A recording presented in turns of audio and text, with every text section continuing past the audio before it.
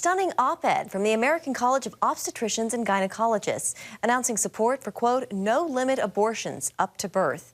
In a Washington Post op-ed today, the American College of OBGYN and Society of Family Planning called for abortion on demand at any time for any reason, stating that abortions, quote, must be available without restrictions, without limitations, and without barriers. The statement was in response to another Washington Post op-ed by pro-life strategists pushing for Republican presidential candidates to be more outspoken on abortion.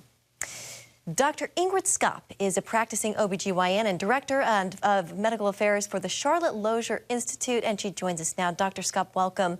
So I'd like to start just by getting your take on this op-ed. Does it surprise you, or has this long been the stance of the college?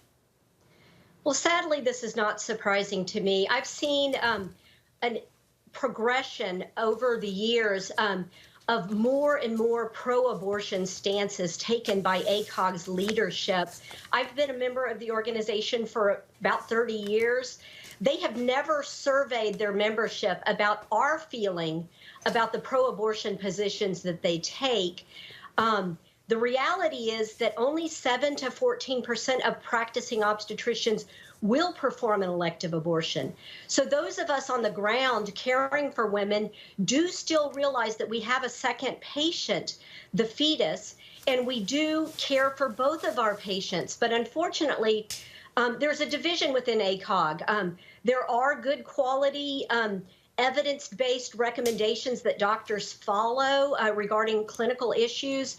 But on the other hand, the leadership have taken this stance, which is quite extreme. I think everybody can recognize that there must be some situations in which an abortion is not an action that should be taken. Perhaps a woman who is being coerced or for other reasons should not have an abortion. And there are some abortions that are dangerous. And yet ACOG apparently is now prioritizing abortion access over the health and safety of women. So I don't know who it is that they claim to represent anymore. Dr. Skopp, so the op-ed calls for abortion on demand and for honesty in the abortion debate. I know that both sides point to polls that advance or support their stances, but how does this stand in contrast to where the American public is? We know that we've seen a greater push for abortion access in some states through statewide measures, but when it comes to late-term abortions or abortions up to birth, where does the public stand on that?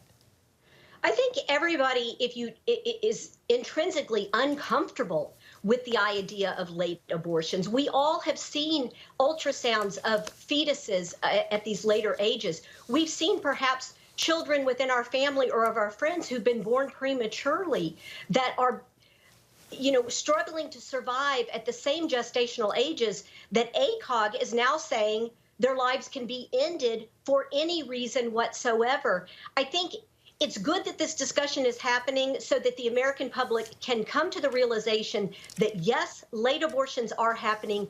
Yes, they're dangerous. Yes, they are killing babies electively, healthy babies and healthy mothers. And the other discussion that we're not having but we need to have is the fact that some of these babies are born alive and do not leave the abortion clinic alive because nobody is supervising abortion clinics to make sure that they're not actually committing infanticide. So our country's very extreme. I think most people don't realize that.